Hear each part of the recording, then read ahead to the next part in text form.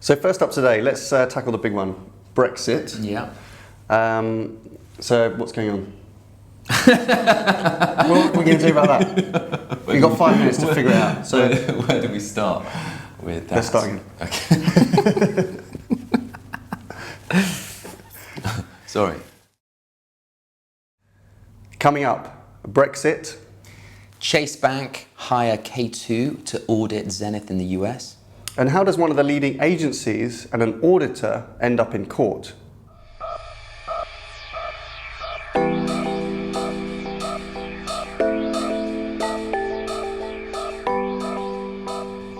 Hello and welcome to IDCOM's Media Snack, episode 32.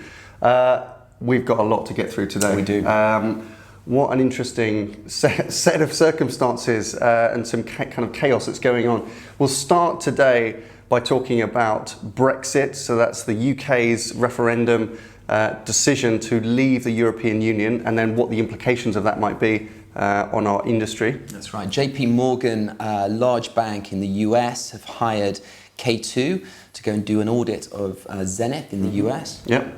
And finally, GroupM in the UK have taken firm decisions, one of the leading financial auditors in media, to the High Court with global implications. So we'll look at what is going on and how has that ended up in court. Yeah. All coming up on today's Media Snack in just the time it takes to eat a sandwich. Right, first up today, let's tackle the big one, Brexit. We're 7 days since the UK took a decision in a referendum that the country would leave the European Union. Yeah. And that has had and will have big implications, I think, on the UK, but it's also had some quite dramatic effects on markets around the world and sentiment to the country and kind of political narrative. We need to, I guess, consider what the implications may be. It's early days, but the implications on the marketing and the media industry. Yeah, I think, well, I mean, the first thing is kind of stunned the industry. There were some immediate reactions. ITV's share price was down 20% the day after. The industry experts were suggesting that marketeers would stop spending. I think what we've found is that the decision-making process has come to a little bit of a halt.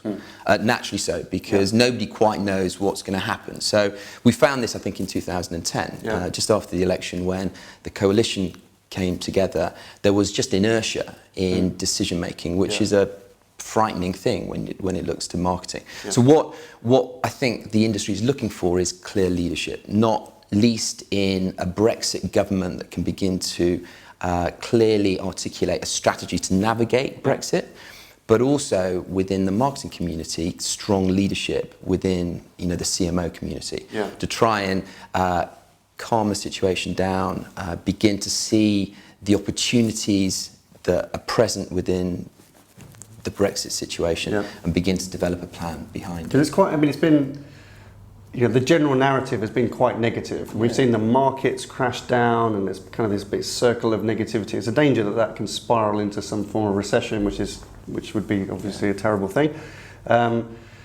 I think those that are calling for hope and optimism and positivity, well, hope's a bit of a hopeless thing to say, isn't it? But actually some leadership, as you say, and some optimism and positivity. I mean, I'm really interested in this parallel, this idea that, in taking this decision as a country, we have rejected the status quo. And now it is uncharted, completely uncharted, which is unsettling for many. But actually, I think in those times of chaos and disruption and uncertainty is when the best innovation happens. And the opportunity for the entrepreneur to stride out and take a point of view on where we should be headed, not just defer to the political leadership, but I think within the industry we need beacons of guidance with clear ideas of where the industry is going to go and where the opportunities are going to go. But we still haven't heard much yet. It's early days, but we haven't heard that much from brands. What are marketers thinking now about Brexit? How can we understand that? Well, I think they're probably trying to identify where the opportunities lie, because I mean, one thing that we are certain of is that there will be opportunities that arise from this decision. Yeah. I'd imagine that it will be those slightly more agile, more innovative brands that will be able to spot the opportunities quicker, Yeah. Perhaps far more than the more established, larger organisations that can exploit the opportunities that arise. So there will be those brands that see their own strengths and perhaps opportunities in exporting to the US and to Asia. There'll be those brands that have initial challenges to deal with, but perhaps are more flexible and nimble enough to work around those kind of challenges. And then unfortunately there are going to be those brands that are terrified, that are frozen in fear and in inertia, that are hoping that this will all go away, and they're the ones that I think will probably suffer most. Yeah. So I mean, I suppose our hope and expectation is that we'll see perhaps the rising of a really good challenger mindset, not just within challenger brands, but I think just generally, large advertisers have been confronted with the challenge of disruption for a number of years. This is giant disruption. Yeah. Perhaps those brands that are prepared, have experimented with disruption, have got a mindset that enables them to disrupt themselves and be innovative and more creative. And they'll actually embrace it, right? Yeah. That use that as an impetus to move forward. Yeah, exactly. So, good time for some, terrifying time for others. We'll see which marketers over the coming months are willing to take some of that control and be brave.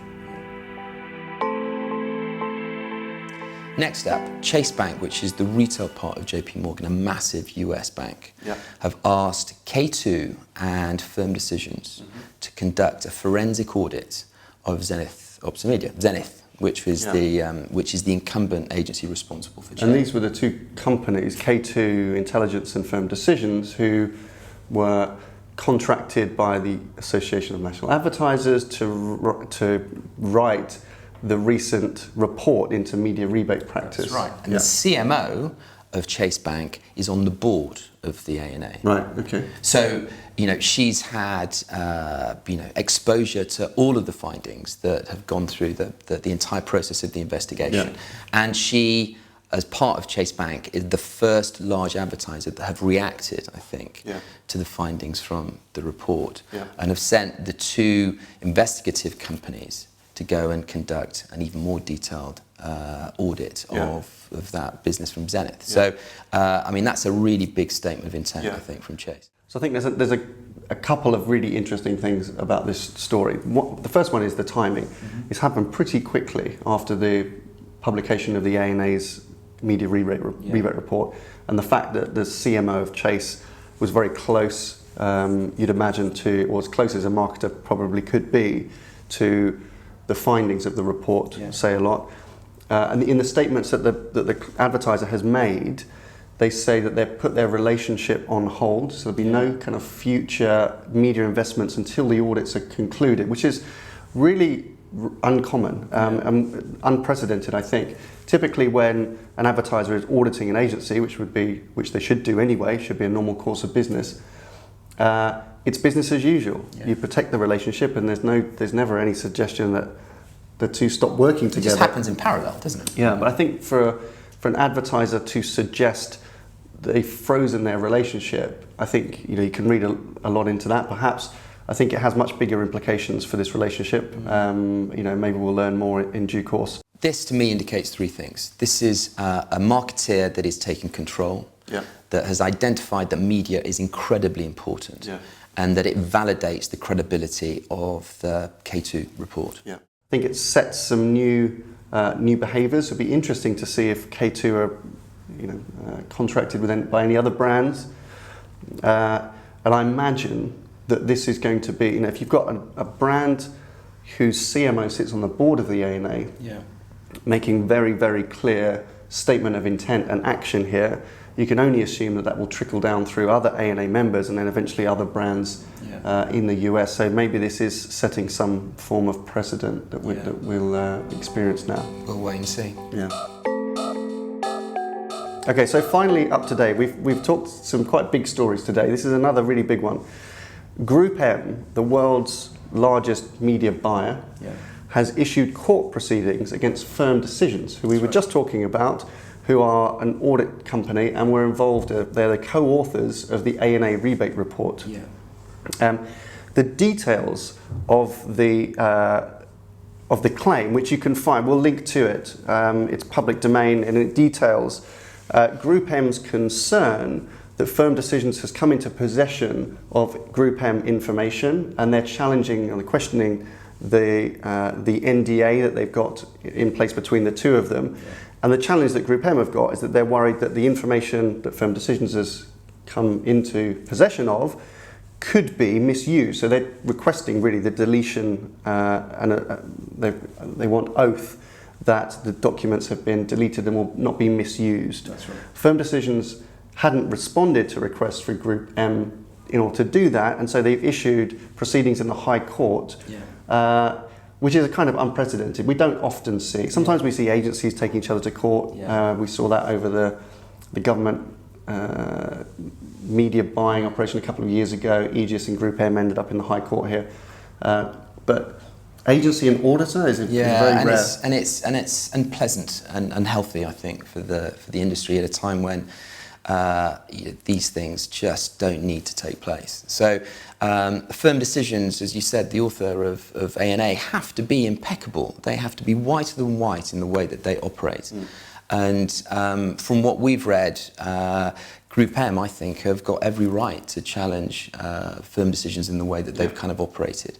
They have an obligation, I think, to the industry to be impeccable in the way that they behave. Yeah, I mean, now more than ever as well. When there are questions over, deep questions over trust and transparency of agencies, you need to rely more than ever on the audit community to be able to go in and do their job and to have, frosty relationships between agents, or very suspicious relationships. I mean, it's quite accusatory between a large agency and a large auditing company is not healthy. Absolutely, and it will just prevent collaboration moving forward. If you're an advertiser and you employ Firm Decisions to go and do a job, to do what they do well, you want the relationship between the agency and Firm Decision to be respectful.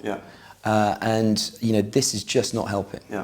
And it indicates, I think, perhaps rising tensions between, which may have been there, below the surface, but now it's coming out into the open, the real rising tension between the agencies and the audit community, particularly those involved in the A&A report, given that Firm Decisions, the A&A is just about imminently in the next few days to publish the guidelines that Firm Decisions has written on how to manage agency transparency better. Do you think that's a coincidence? The timing's probably coincidence in terms of the behaviours, but I think both things independently just show that there is a tension in the relationship, I think, between agency and their auditor, and that's not good for advertisers. It's just making things worse. Okay, that's it for this week. More big stories next week. Bye for now. Have a good weekend.